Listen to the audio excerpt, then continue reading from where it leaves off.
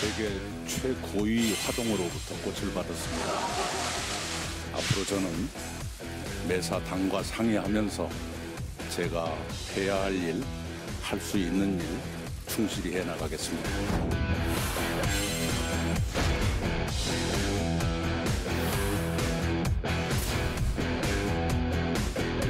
납득할 논리와 근거가 있을 때만 제한적으로 전략공천을 하도록 하겠습니다. 본격적인 공천 심사도 객관적이고 공정하게 이루어지도록 최대한 노력을 하겠습니다. 자유한국당이 오늘 제시하는 공약들은 저력 있는 우리 국민과 함께 문재인 정권의 절망 경제를 넘어서 경제 희망 시대를 열어나가는 약속입니다.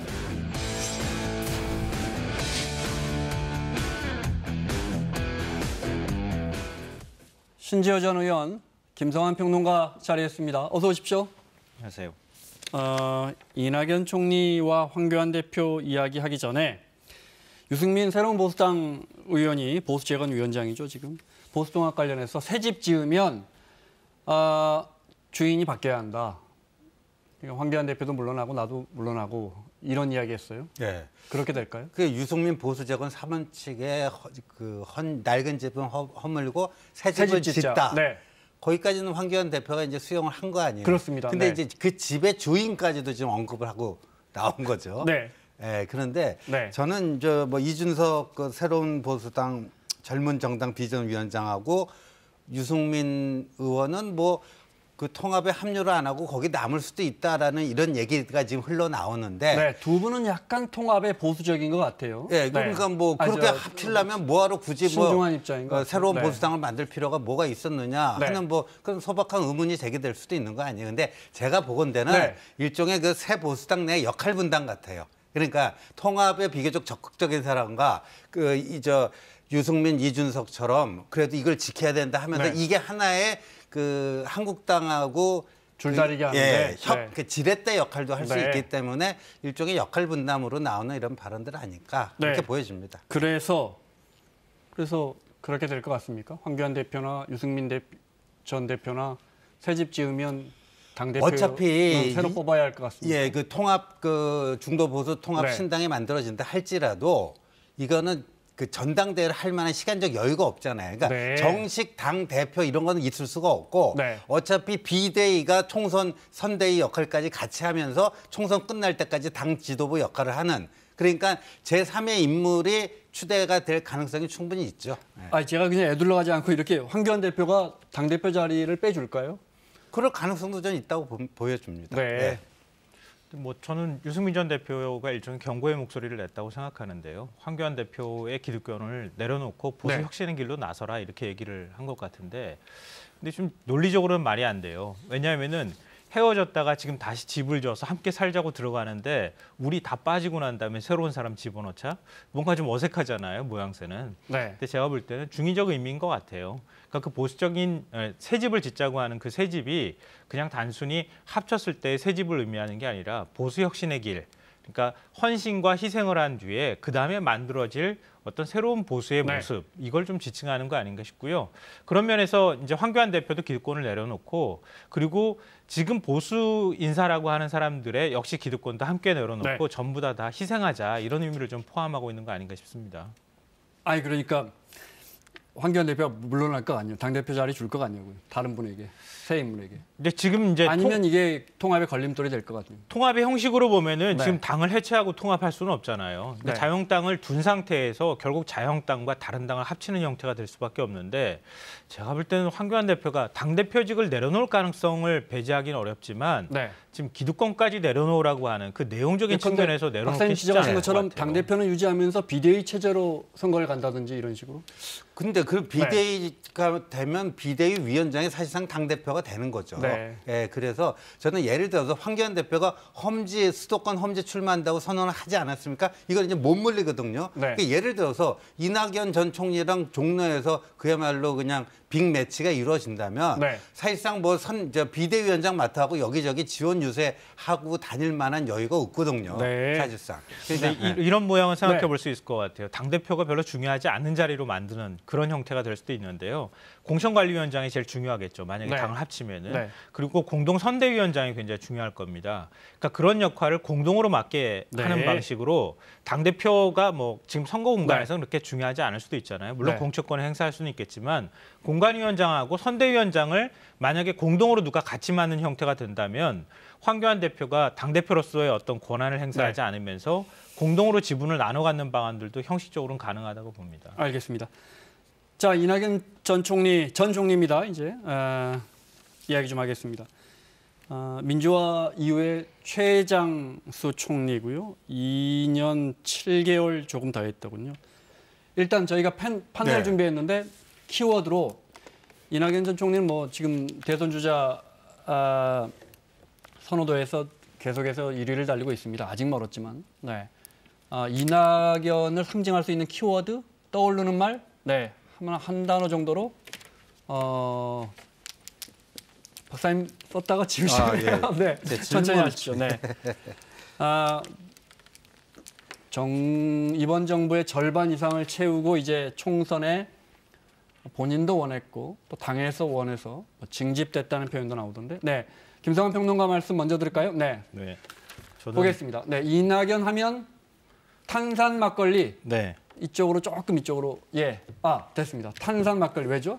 막걸리 좋아하는 건 다 알고. 네, 막걸리 뭐 좋아하고 막걸리 거의 전문가나 다름이 없을 정도로 네. 지식도 해박한데요. 막걸리가 상징하는 게 있지 않습니까? 이제 서민형 지도자라고 하는 이미지가 있는데요. 네.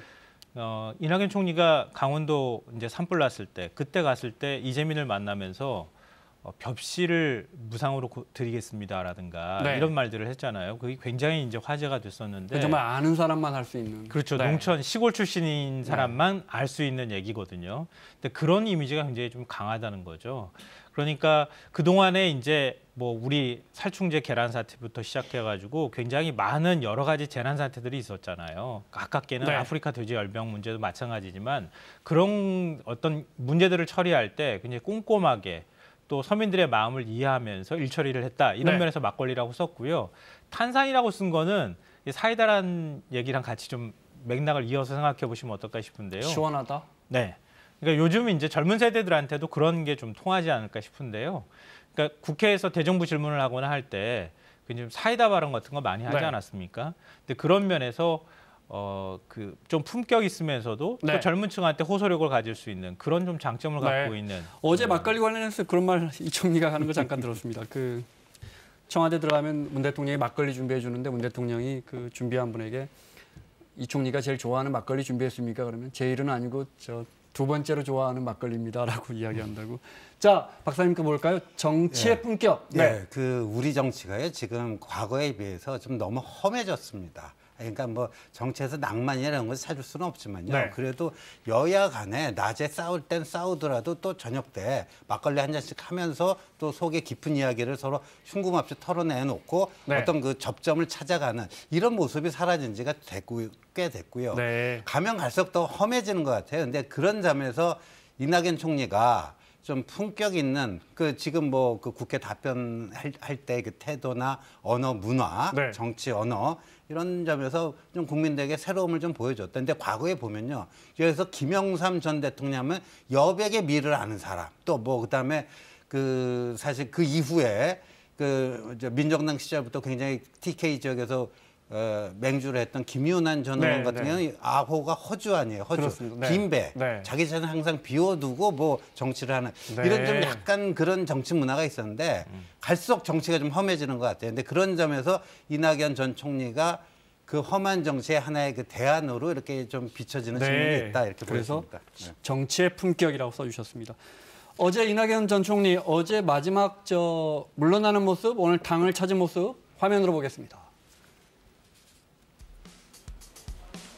어제 세정청사에서 나와서 이제 부총리 홍남기 부총리, 유은혜 부총리랑 이렇게 물러나는 자리입니다. 박수 받고. 신념이 굳고 배려가 많으신 대통령님을 모시고 헌신적이고 열정적인 공직자 여러분과 함께 위대한 국민을 섬길 수 있었던 것은 제 인생 최고의 행운이자 영광이었습니다. 정세균 총리님과 공직자 여러분의 행운을 빕니다. 저는 어디에서 무엇을 하건 국민과 국가와 정부에 도움이 되도록 저의 모든 것을 쏟아 노력할 것입니다. 오늘 이제 기자를 하셔서 내일 계획을 짤 것 같은데 내일 당장 내일 9시까지 당사에 나오라고 연락을 받았어요. 그 뭐랄까 처음으로 백수다운 백수가 되나 했더니 그것도 못하게 하네. 이낙연 총리가 아닌데 뭐 사실 이낙연 총리가 오늘 또 오시는 것들 맞죠? 저 때문에 기다리는 것도 아니면서. 네, 기자들이 기다린 사람 이 사람입니다. 이렇게 입구에 들어서는 기분을 좀 한마디로 말씀해 주시자면. 하루 종일 기자들이 따라붙었습니다. 어제 오늘. 네. 당에서는 뭐 큰 환영 받았고요. 네, 역시 기자들은 뭐 출마 여부 물어봤죠. 종로 나갈 거냐.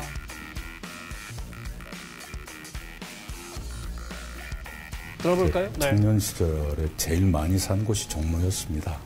그래서 여기저기 추억도 많이 있고요. 뭔가 시골뜨기로서 종로에 산다는 건 그런 꿈 같은 게 있지요. 그런 겁니다. 또 이런 말하면 종로 뭐 확정적 또 이런 제목 나올까 봐서 말을 못 하겠는데. 네, 저는 저 말도 약간 의도된 거라고 봐요. 네. 앞서 저 이낙연 전 총리 이 키워드로 이야기해 주셨는데 이 대선 주자로서 정치인 이낙연의 단점이라고 할까요? 한계라고 할까요? 극복해야 할 부분은 뭐가 있을까요? 역대 총리 출신 중에 대통령 된 사람이 단 한 사람도 없잖아요. 대통령 문턱까지 간 사람 역대 총리들은 꽤 많은데 그 문턱을 넘은 사람들이 없습니다. 그러니까 그 보건, 이회창 다들 그렇죠. 하마평은 좋았는데 결국 그 마지막 문턱을 넘지 못했는데 그건 뭐냐면 우리나라 이제 좀 험한 정치판에서 그 권력 의지가 굉장히 강해야 되고 그다음에 자기의 색깔과 개성과 이 뭐랄까 그 주변 사람들을 지지자들을 아주 강하게 흡인해내고 그걸 끌고 갈 수 있는 좀 강한 리더십. 한국의 대통령은 전통적으로 우리 국민들의 다수가 좀 그런 상을 원하는 것 같아요. 근데 이낙연 전 총리는요. 사실 총리 되기 전에는 그 대선 주자 반열에 그렇게 들어가지도 못했고 들어가서 여론조사를 한들 의미 있는 수치가 안 나왔어요. 근데 총리를 통해서 체급이 수직 상승한 그런 분이죠. 그리고 지금 제일 지지율이 높게 나오는 그런 분이 됐는데 과연 방금 전에 제가 얘기한 역대 대통령에게 요구되어지던 그런 리더십을 뭐 점잖고 품격 있고 뭐 그러긴 한데 그런 리더십을 과연 발휘할 수 있을까 하는 생각이 드네요. 네, 저는 세 가지 키워드로 말씀드리고 싶은데요. 빈틈, 세력, 호남. 이렇게 꼽을 수 있을 것 같은데 말씀하셨던 것처럼 빈틈이라는 거하고는 지금 말씀하신 거하고 맥락이 조금 다른데요. 저는 국민들한테는 대통령은 좀 슈퍼맨이 됐으면 좋겠다고 하는 기대 심리가 있거든요. 강력한 리더십도 있고 뭐 굉장히 능력도 좀 있는 그런 사람이길 원하지만 카리스마도 있고. 카리스마도 있고. 근데 시대가 좀 많이 바뀌었습니다. 우리 노무현 전 대통령을 바보 노무현이라고 불렀잖아요. 근데 완벽한 사람이라기보다는 내가 그 사람의 부족한 부분을 메워줘야 하겠다고 하는 적극적 의지라는 게 거기에 들어가게 되거든요. 그럴 때 사실은 팬덤이 생기는데 이낙연 전 국무총리는 이 빈틈이 별로 안 보여요. 그게 제가 볼 땐 제일 큰 단점이 아닐까 싶고요. 어딘가 뭐 말 그렇고 삐집고 들어가기에는 어려운 사람처럼 느껴집니다. 너무 만기 친남형 같고 그리고 너무 꼼꼼한 것 같고 그러니까 뭔가 국민들이 선뜻 다가가기 어려운 그런 이미지를 갖고 있다. 이게 단점일 것 같고요. 민주당 내에 세력이 없다고 하는 거 그건 많이 알려진 사실이고 지금 민주당 내에 들어가서 이번 선거를 치르면서 세력을 좀 만들어야 될 필요가 있고요. 마지막으로 호남이라고 하는 건데요. 과거에 우리나라 대통령은 주로 영남 출신으로 호남을 품어안는 형태가 됐습니다. 근데 이제는 정반대가 돼야 할 필요가 있거든요. 호남 출신인데 영남이나 전국 수도권을 품어 안아야 되는 상황이 됐는데 과연 그게 어떤 요인으로 작동하고 또 반대에 어떤 공격이 있을지 그걸 극복하는 리더십을 또 보여줄 필요가 있다고 봅니다. 호남 후보가 나오면 PK 지역, 부산 경남 지역 지지를 얻어야 되는데 만약에 영남 지역이 야권으로 이제 지역색으로 묶이게 될 경우에는 이제 구도상 밀리게 되는. 그렇죠. 그런 부분들이 그동안에 좀 한계나 단점들로 작용을 했는데 만약에 이번에 수도권으로 서울에서 만약에 출마를 해서 당선이 됐다고 하면 그런 이미지를 또 극복할 수 있는 하나의 계기가 될 수도 있다고 봅니다. 황교안 대표와의 종로 매치는 이루어질 것 같습니까? 저는 뭐 이루어질 가능성이 꽤 높아 보입니다. 오늘 황교안 대표에게 또 기자들이 참 좀 있으면 알 건데 참 물어봅니다 많이. 네. 이런 전에 한번 썼던 그래픽입니다. 네, 황교안 대표는 일전에 다 설명드렸는데요 라면서 말을 아꼈는데 될 것 같다. 이런 질문도 드려봐요. 하면 누가 이겨요? 예? 그럼 뭐 막상막하라는 네, 표현 정도로 해두겠습니다. 네. 근데 지금 저는 이렇게 봐요. 지금 네. 여론조사, 다양한 여론조사가 발표되고 있는데 여론조사에 담기지 않는 민심이 있다고 봐요. 네. 그게 그러니까 이제 지면 밑에서 네. 꿈틀꿈틀대고 하는 그런 민심이 있는데 그거는 현 정부에게 그다지 우호적인 민심은 전 아니라고 전 개인적으로 이렇게 파악을 하고 있습니다. 네. 그러니까 지면 밑에서 꿈틀대는 그 민심이 어느 정도 표출되는가가 네. 이번 총선 특히 저 종로 대전의 가장 좀 관전 포인트가 아닌가. 하나만 짧게요. 김성환 평론가는 제가 이렇게 여쭤볼게요. 어느 칼럼에서 제가 봤더니 누군가 근소하게 졌다고 해도 과정이 훌륭했다면 절대 대선 가도의 손해가 아니다. 그렇게 보십니까? 그러니까 저도 의미 있게 지는 건 굉장히 네. 중요하죠. 네. 정치인한테는 굉장히 중요한데 문제는 황교안 대표가 의미 있게 질 수 있는 방법, 의미 있게 이길 수 있는 방법을 어떻게 만들 것이냐. 네. 이건 스토리거든요. 그러니까 보수의 통합을 이루고 거기에서 자신의 기득권을 내려놓고 난 다음에 네. 일종의 험지에 나가서 헌신하는 모습을 보였을 때 저도 의미 있게 지는 모습이 나타날 수 있다 이렇게 보고요. 네. 지금 종로라는 지역구는 만만치 않잖아요. 지금 여야 그 어떤 세력구도로만 설명할 수 없는 지역이거든요. 근데 지금 이낙연 총리 같은 경우에는 선대위원장을 맡으면서 얼굴이 되어야 한단 말이에요. 이번 선거에서.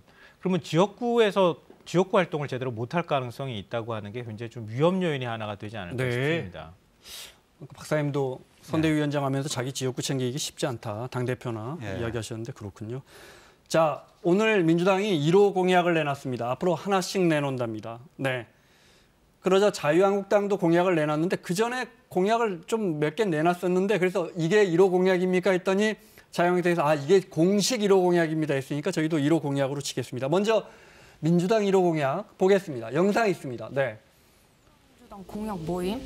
무료 와이파이를 전국에 깔겠다고? 이게 말이야 방구야? 머릿속에 문과가 들었나?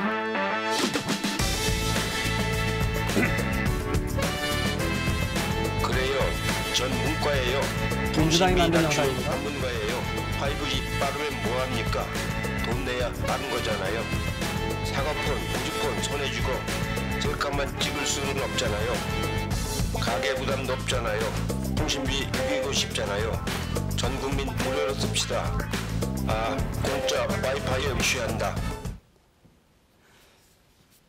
이해찬 대표가 제 연세가 기억이 안 나서 한번 찾아볼까요? 53년생일 겁니다. 1953년. 예. 그러면 67. 예. 네, 우리 나이로. 네. 랩, 저 뒤에 랩 부분도 있어요. 맞아, 자, 먼저 무료 와이파이의 전국화. 굉장히 실생활과 가까운 공약을 꺼내들었어요. 보통 1호 공약이면 매크로한, 거대한 경제 공약 이런 거였는데 또는 예산 관련 공약이라든지 어떻게 보십니까? 그러니까요. 좀 1호 공약이면 뭔가 그 담론 너무 추상적이면 안 되겠지만 그래도 이렇게 좀 어떤 식의 어떤 그 큰 방향이 느껴지게끔 해야 되는데 너무나 디테일에 집중을 했다. 그리고 이게 사실 연령층으로 보면 2030 맞춤형 공약 아니냐. 네, 그쪽 지지율이 좀 기대만 못하거든요. 그렇죠. 네. 특히 이제 20대 남자에서 좀 저조한 편이다 보니까 그쪽을 좀 회복하기 위한 맞춤형인데 네. 1호 공약으로서는 그 일자가 좀 안 맞아요. 제가 봤을 때는. 1이면 지금 우리 앵커께서 말씀하신 것처럼 전체적인 큰 윤곽이라든가 방향성이 느껴지는 그런 거를 내걸어야 되는데 그 특정 세대에게 아주 그것도 실용적인 이거 사실상 그러니까 현찰 좀 뿌려주는 듯한 느낌이거든요. 근데 물론 이제 현찰을 대중심리는 현찰을 좋아하죠. 거대 담론보다는 현찰을 좋아하는 대중심리가 있지만 1호라고 하는 그 숫자하고는 어울리지가 않는다. 알겠습니다. 어떻게 보셨어요? 문재인 대통령이 신년사에서 뭐라고 밝혔죠? 국민이 체감하는 변화. 그 기조에 있는 1호 공약이다. 그래서 저는 무릎을 탁 쳤거든요. 네. 왜냐하면요. 국민이 체감하는 변화라고 하는 것에 일단 부합하는 게 첫 번째고요. 둘째로는 최근에 식당이나 주변 분들 보시면 아시겠지만 연령층이 굉장히 올라가신 분들이 유튜브 굉장히 많이 시청합니다. 그런 분들한테도 공공 와이파이가 굉장히 필요한 시대가 됐다. 네. 2019년 1분기만 기준으로 말씀드리면 최근 3년 동안에 50대 이상의 데이터 사용량이 한 2배 정도 늘어났습니다. 이건 10대하고 40대보다도 훨씬 더 증가폭이 큰 거거든요. 그러니까 청소년들이나 20대 젊은 층에서도 굉장히 좋아할 만한 공약이고 50대 이상의 연령층에서도 좋아할 만한 공약이다. 체감적으로 뭔가 변화했구나라고 느낄 만한 이런 공약이 될 수 있기 때문에 지금 국정의 기치로 내건 부분하고 잘 맥락이 맞닿아 있는 공약일 수 있어서 굉장히 좀 작은 공약처럼 보이지만 실제로는 국민들한테는 좀 피부로 와닿는 공약이 될 수도 있겠다는 생각이 듭니다. 알겠습니다. 이어서 자유한국당의 1호 공약, 재정 건전화, 그러니까 우리 정부의 국가 부채가 해마다 늘어나고 있는데 이 부분에 대한 대책을 내놨습니다. 들어보겠습니다. 현 정부의 재정 중독, 세금 폭탄, 예산 폭증을 제어하기 위해서 재정 준칙을 법으로 명문화하는 재정 건전화법을 발의할 것을 공약드립니다. 그리고 국가 채무 한도를 상한선을 정해서 채무 한도를 초과할 때에는 명확한 근거가 있을 때에만 허가하고 채무 한도 초과 시에는 세계 잉여금 전부를 국가 채무 상환에 사용하도록 법제화할 예정입니다. 네.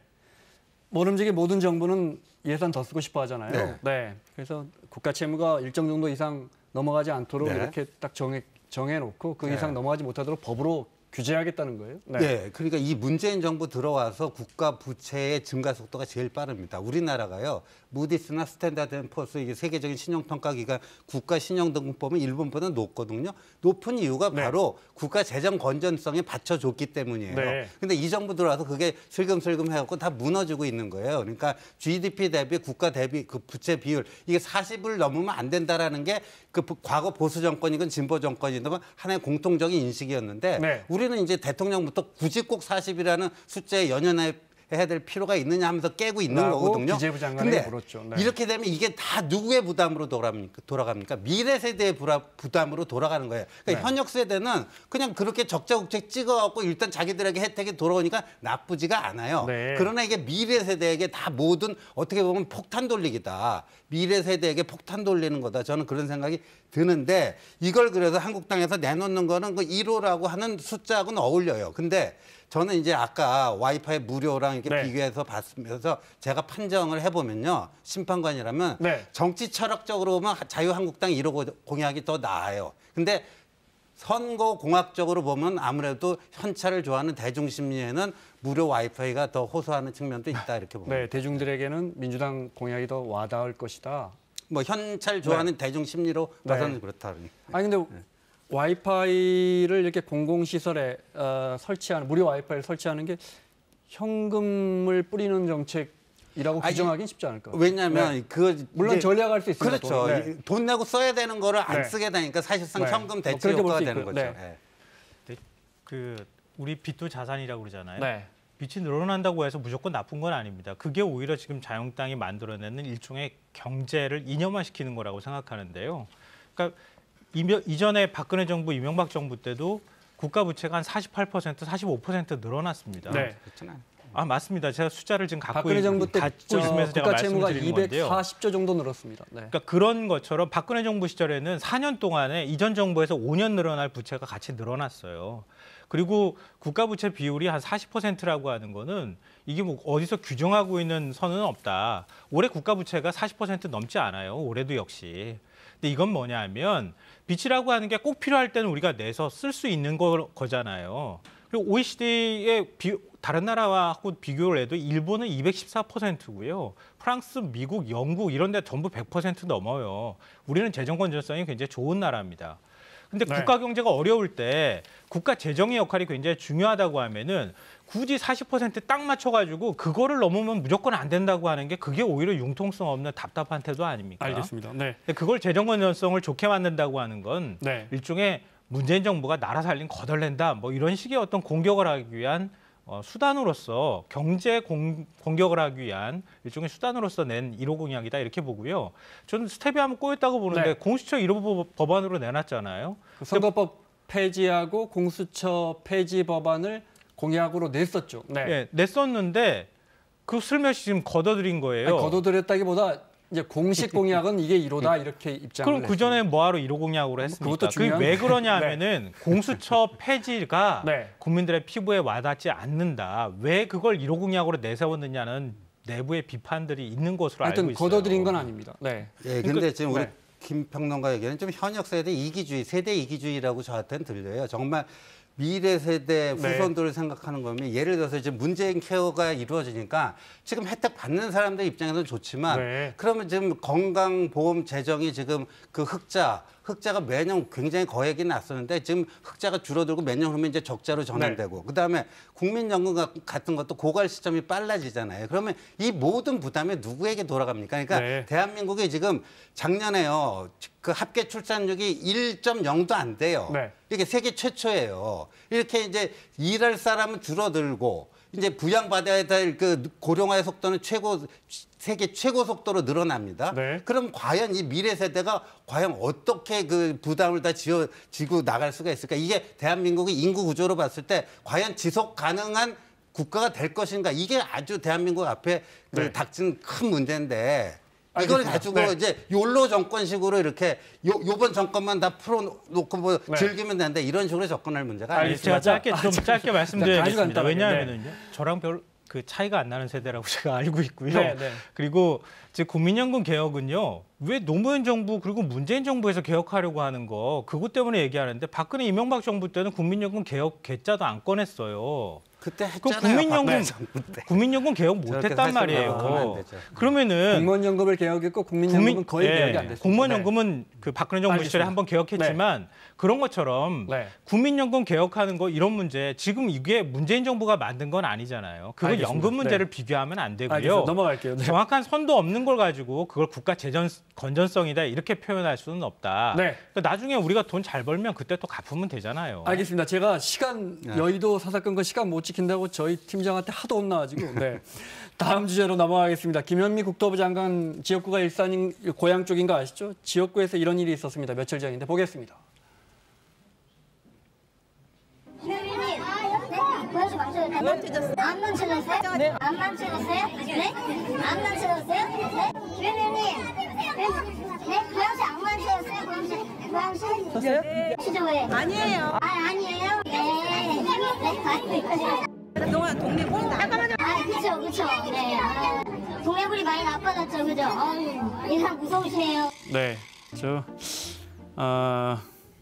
반대 진영 시민이셨던 것 같은데 집요하게 고양시가 망쳐졌다고 하니까 김현미 장관이 그동안 동네 물이 많이 나빠졌네라고 이야기해요. 어떻게 보셨어요? 저는 뭐 정치는 당연히 참을성이 인내심이 많아야 된다고 생각하는데요. 근데 다만 저는 좀 약간 의문은 들었어요. 저기 한 1분 정도 저렇게 따라다니면서 계속 똑같은 걸 질문하거든요. 보수 유튜브 채널에서 이제 그리고 또 지금 저렇게 말하는 사람이 직접 휴대전화를 들고 촬영하면서 계속 약 올리듯이 국토부 장관한테 얘기를 하고 있는 건데 일종의 이제 김현미 장관이 걸린 거 아니냐 이런 생각도 거꾸로 들어요. 화를 자꾸 돋아가지고 거기에 이제 맞대응을 한 건데 그렇다 하더라도 더 참았어야 된다. 그런 면에서는 저는 뭐 비판의 소지는 충분히 있다고 생각하는데 그리고 또 스토리나 그 맥락을 보면은 막무가내로 또 김현미 장관을 비난하기는 좀 어렵다고 생각합니다. 저도 한마디 할까요? 지역구 의원이기 전에 장관이에요, 장관. 그러니까 발언은 적절하지 못했다는 제가 말씀을 드리는데요. 일종의 걸렸다고 제가 말씀을 드린 거는 의도적인 어떤 목적을 갖고 일부러 저렇게 접근했다고 하는 느낌을 받는다는 겁니다. 그런 면에서 제가 말씀드린 거예요. 변명은 되지만요. 정치인들의 그 환경은 저런 게 뭐 부지기수로 있습니다. 저도 뭐 지역구 의원할 때 저런 식으로 일부러 시비 붙으러 와서 자꾸에게 속된 말로 골 지르면서 화가 나도록 유도하는 뭐 그런 거는 뭐 수도 없이 있고요. 그건 정치인들의 숙명이에요. 그게 싫으면 정치 안 하면 되는 거예요. 근데 문제는 뭐냐면 이제 홍준표 전 대표 같은 경우는 굉장히 터프가이 아닙니까? 근데 이분도 지역구 얘기만 하면 그때 강조하던 얘기가 있었어요. 지역구에 가면은 하늘을 쳐다보지 마라. 그러니까 고개 뻣뻣이 들고 다니지 마라 이 얘기예요. 지역구에 가면 항상 겸손한 자세로 누가 지금 방금처럼 이렇게 도발적인 질문을 해오고 뭐 하더라도 그게 정치인의 기본 자세인데 거기서 어긋났다 이렇게 봐야죠. 알겠습니다. 시간을 다 썼는데 방금 전에 민주당이 13곳의 전략공천, 경선 치르지 않고 당에서 후보를 내려보내는 거죠. 전략공천 지역을 내보냈는데 일단 오늘 전략공천 지역 선정한 곳은 모두 다 지금 의원들이 나오지 않기로 결정된 곳입니다. 몇 군데 눈에 띄는 곳이 있는데 일단 종로 정세균 총리의 종로 지역구는 전략 공천하겠다는 거 보니까 저기는 뭐 이낙연 전 총리를 보내겠다는 것 같고요. 그다음에 이거 여쭤볼까요? 문희상 의장 국회의장 지역구에 전략 공천하겠다는 건 아들을 전략 공천하겠다는 겁니까? 아니면 아들은 안 되고 다른 사람 보내겠다는 뜻입니까? 글쎄, 뭐 단언하기는 어렵겠지만 네. 지금 그러니까 공모를 통해 가지고 네. 그래서 이제 경쟁을 붙이는 방식으로 해야 그래야 세습 논란에서 벗어날 수 있는데 아니 근데 전략 공천을 한다고 하는 거 보면 네. 문석균 씨를 전략 공천 안 할 가능성도 저는 있겠다 이런 생각이 좀 들었습니다. 그럼 뭐 문희상 의장이 여러 가지 연말 패스트트랙 할 때 상당히 여당에게 기여를 한 거 아닙니까? 그래서 이제 세습 논란까지 지역구 세습 논란까지 있었는데 만약에 문희상 의장 아들을 안 하게 될 경우에는 뭐 상당한 또 문 의장 측의 반발이 있을 것 같고요. 저는 박영선 구로을 저기는 그럼 윤건영 전 청와대 국정상황실장 뭐 이런저런 말이 나옵니다. 네. 시키는 건가 그런 생각이 드네요. 네. 지금 김현미 장관 저기는 뭡니까 고민정 대변인 이야기 나오던데 지금 자꾸 저렇게 무슨 일 생겨서 가기로 정해진 사람 마음이 급하겠어요. 근데 뭐 계속 돌려보니까 여론조사 같은 걸 계속 돌리지 않겠습니까? 가능성이 있으니까 그 지역구로 보내는 이런 상황일 것 같고요. 이번 선거에서 굉장히 상징적인 의미를 가지고 있는 곳을 아마 전략 공천을 했을 가능성이 높아 보이는데 그러면은 양산의 경우에도 윤건영 국정기획상황실장이 갈 가능성이 여전히 문재인 대통령의 집이 있기도 하고요. 그리고 이제 김해하고도 연결이 되고 그리고 부산하고도 연결이 될 수도 있거든요. 거기는 김두관 의원도 얘기가 되고 있습니다. 김두관 의원은 이제 김포에 그대로 있겠다고 지금 얘기를 하고 있으니까 알겠습니다. 그래서 그런 상징성을 생각하지 나경원 의원 동작을은 전략 공천 될 것 같습니까? 근데 지금 오늘 발표는 안 나왔습니다. 네, 오늘 발표한 데는 안 나왔다는 얘기는 전략 공천을 하지 않고 누가 경선을 붙을 가능성이 있다는 얘기일 수도 있기 때문에 이건 좀 지켜봐야 될 것 같습니다. 알겠습니다. 여기까지 듣겠습니다. 신지호 전 의원, 김성환 평론가와 함께했습니다. 다음 주에 뵙겠습니다.